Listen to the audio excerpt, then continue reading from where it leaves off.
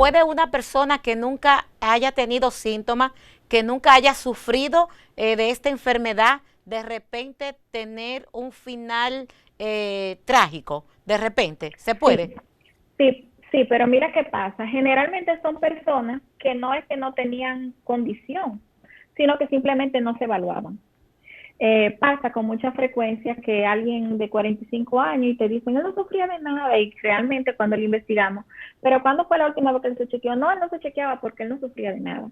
Simplemente a veces no tienen conocimiento que tienen una enfermedad subyacente y aunque no tenga síntomas, pues un día pues se produce, nosotros vamos acumulando placas de colesterol. En los hombres la causa más común de infarto es que se produce un trombo y tapa totalmente la arteria y se produce un infarto fulminante, que es la gente que se muere de repente, como dicen.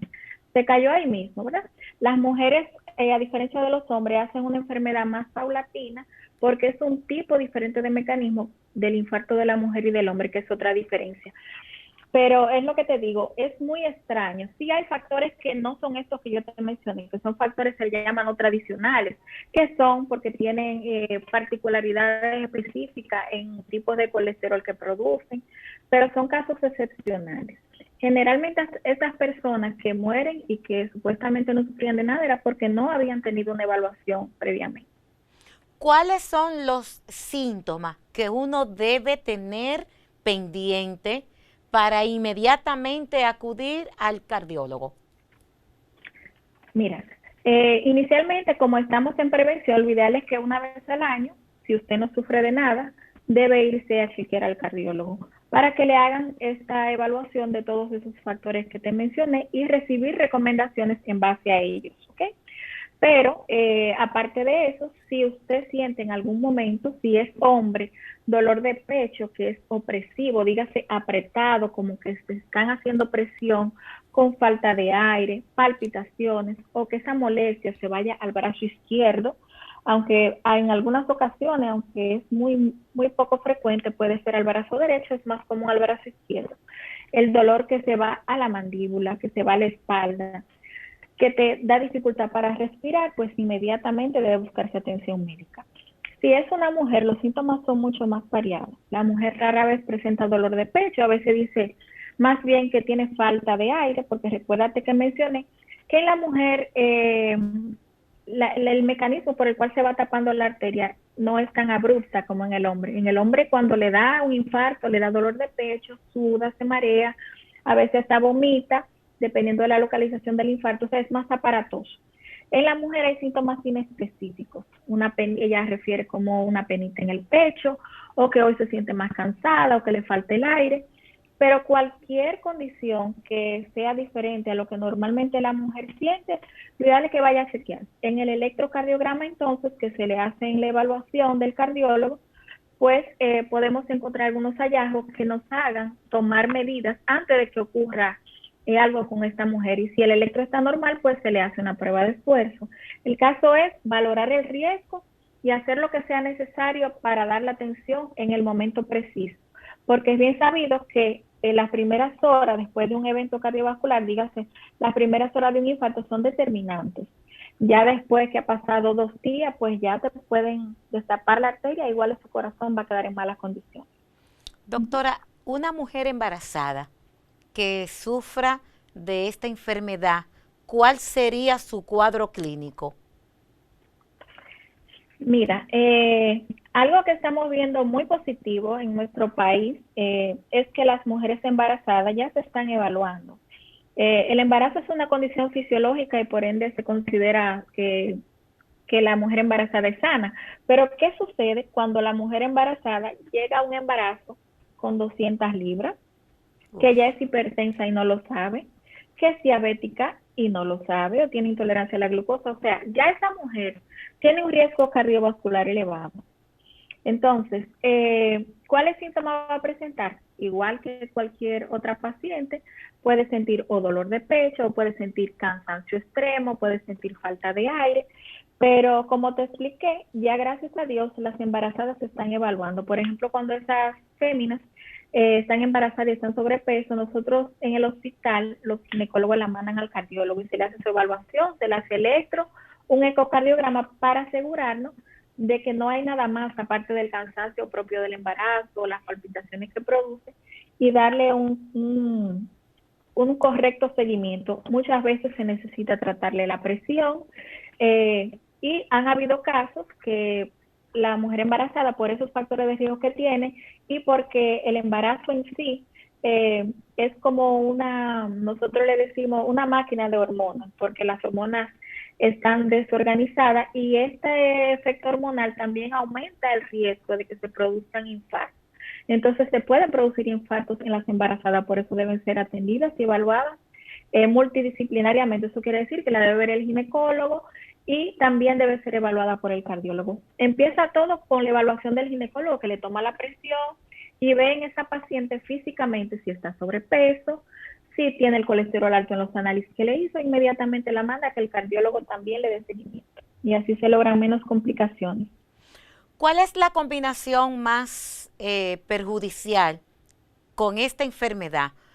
Una persona que tenga un cuadro clínico que sufra de cualquier otra enfermedad, en combinación, en cuanto a otra enfermedad, ajá, con esta, ¿cuál es el más letal, el más delicado, el más crítico? Mira, Elda, las enfermedades cardiovasculares incluyen varias, como te mencioné, está la hipertensión, el infarto al miocardio, está las anginas, que son como una etapa inicial, está el stroke, ¿verdad?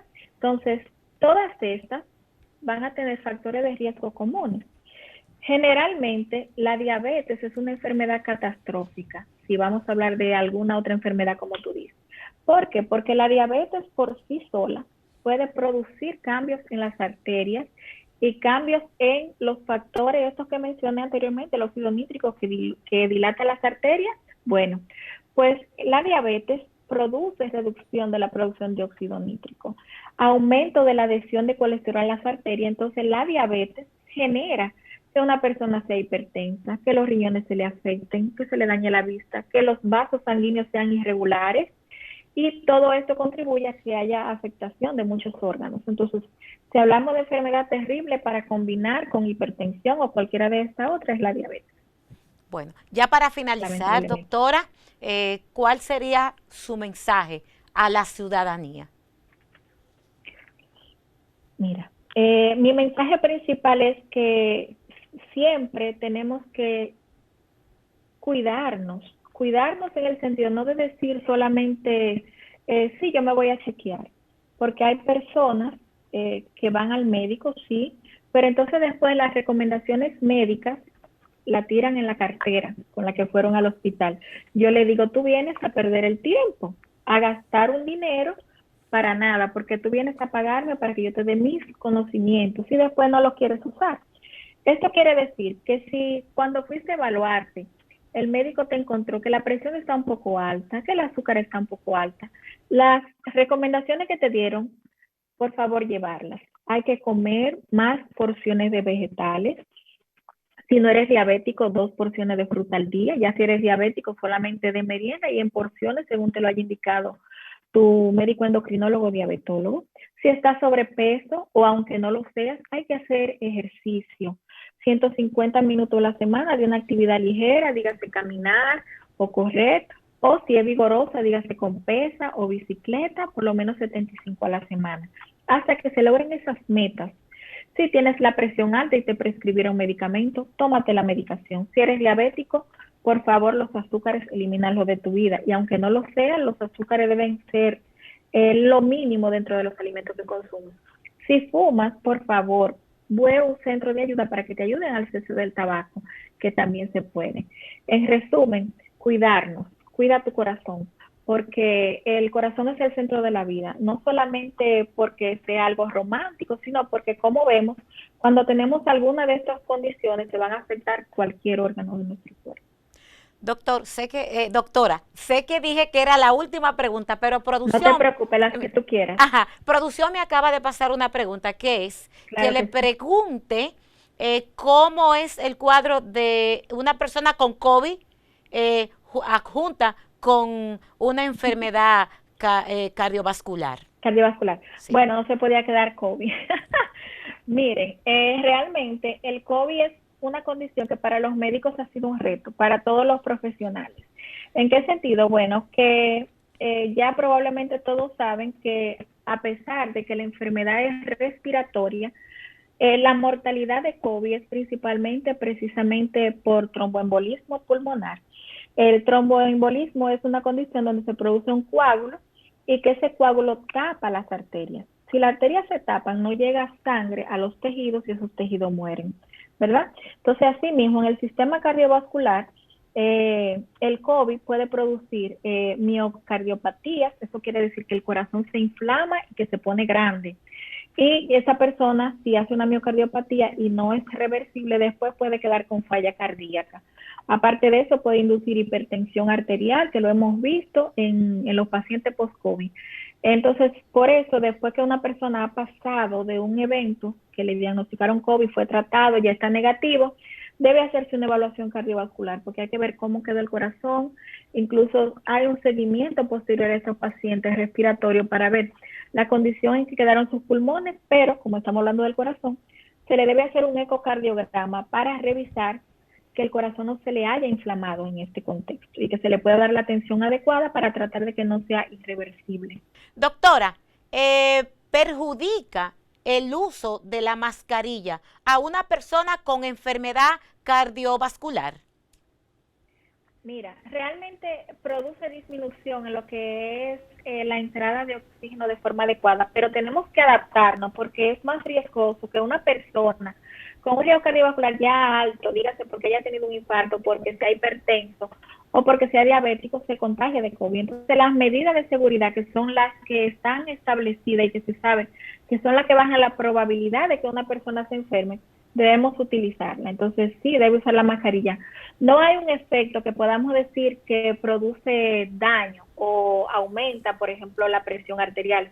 Pero sí, por ejemplo, la persona caminando tiene más falta de aire y va a tener más síntomas que alguien que no es hipertenso. Pero lamentablemente la situación que estamos usando. Doctora, yo tengo una hermana que fue operada, intervenida hace 20 y pico de años. Le pusieron 2 válvulas, fue una operación de corazón abierto y ahora ella no se siente nada, pero ustedes, los profesionales, dicen que hay que operarla una vez más para cambiarle esa válvula. ¿Qué usted tiene que decir? Bueno, lo que pasa es, ella tomaba medicamentos fijos después. Sí, sí. Pues mira qué pasa, las válvulas tienen un tiempo de vida. Entonces, aunque ella no se sienta nada, por ejemplo, si era una válvula biológica, que es por lo que te pregunté si ella tomaba medicamentos, generalmente tienen una vida de 8 años máximo.